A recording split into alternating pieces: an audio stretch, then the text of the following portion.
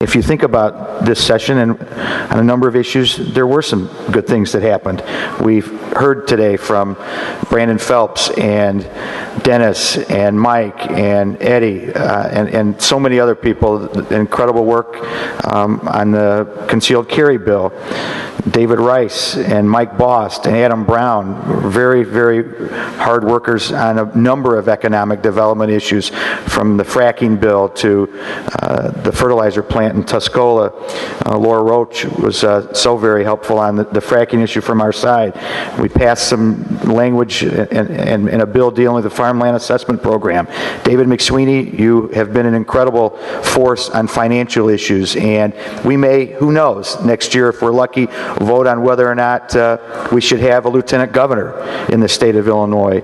And I think about people like Tom Dimmer and Ron Sandak, who have said we need to push the issue of transparency. And Elaine Nekritz and Darlene Sanger, Speaker Madigan, Daniel Biss did a great thing, at least in this chamber, on pensions. Mike Mahoney and Andrew Freiheit, your work on pensions was incredible. But on the financial side, and I realize there are other issues out there for folks, depending on those issues, and they're important to so many people in different ways. But on the financial side, as much as we want to go around and take the victory lap, there's some things that did not happen that happened in this building that are not good.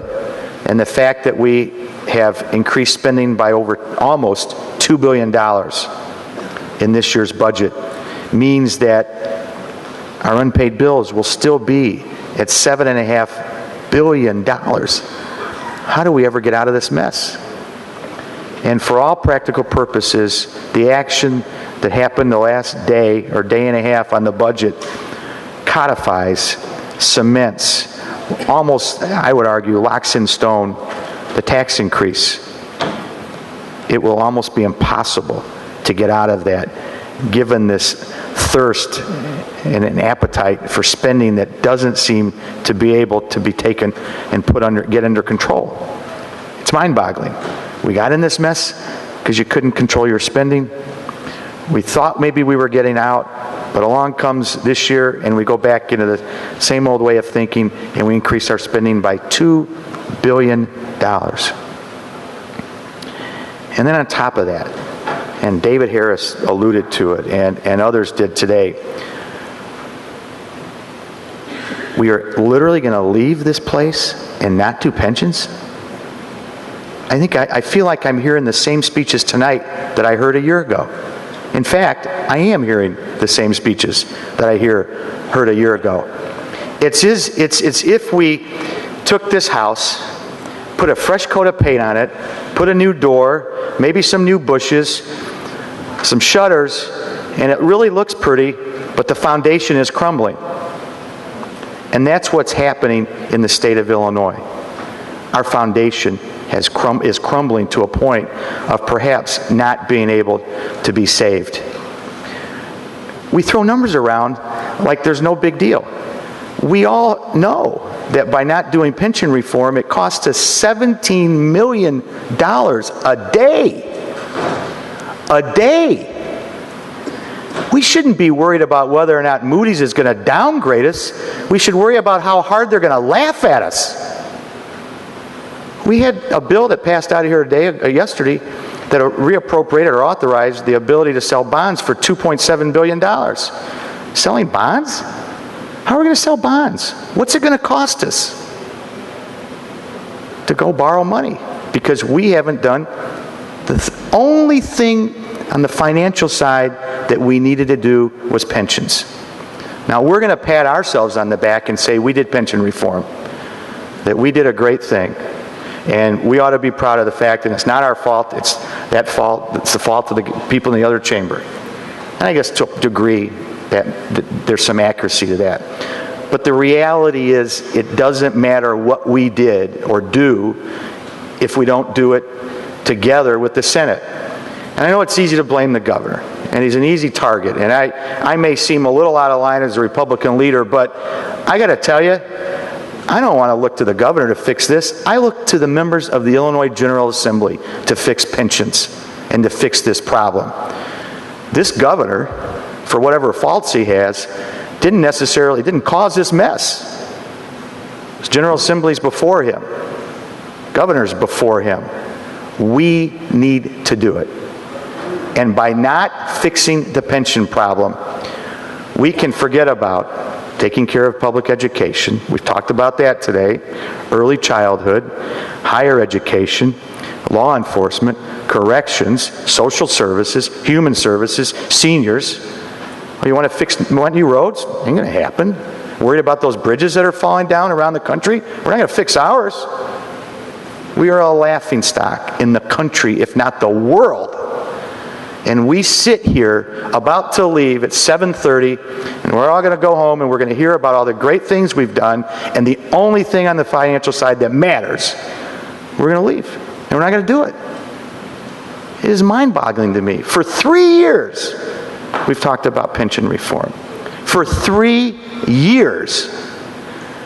Oh, we're going to do something. We got to fix pensions. Oh, if we don't fix pensions, the world's going to come to an end. Well, it's coming. It's coming. And we need to get it done.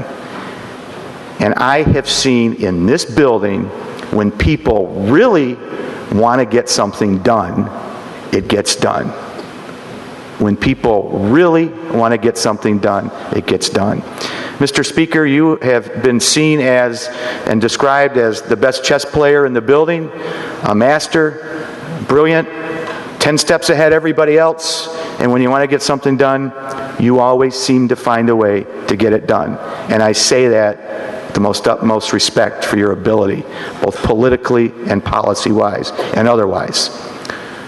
I don't know why we haven't done pensions. I don't get it. But as I said a minute ago, if you want to get it done, it gets done. And when there's a will, there's a way. And I certainly hope there's a will in this building, not in just this chamber, but in this building, to get pensions done. We have got to quit playing games. We've got to quit being Supreme Court justices. We've got to quit opining on what's good and what's bad. I have never seen so many people opine on a piece of legislation on whether it's constitutional or not. Seems like a real good excuse for not doing pension reform. Everybody knows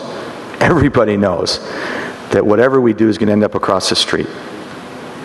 Let's do something and send it across the street. So I don't want to take away from the successes of this session, and I want to thank everybody that worked so hard, and I want to applaud you, I want to acknowledge you, and you should be pleased with some of the good things that have happened.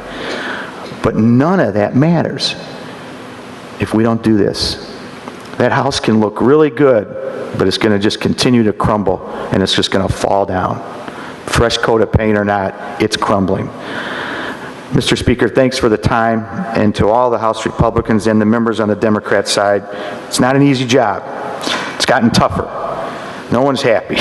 And we have got to make some tough decisions, and we've made some tough decisions, but we've got more work to do. And I'm tired of the excuses. Those days are well past us. It's time to be done with this issue. I don't care if it's a special session. I don't care if we stay here and not leave. I don't care how we do it. But we got to do it. And we have to do it today or yesterday, because $17 million a day is nothing to laugh at. So, Mr. Speaker, thank you very much for the time.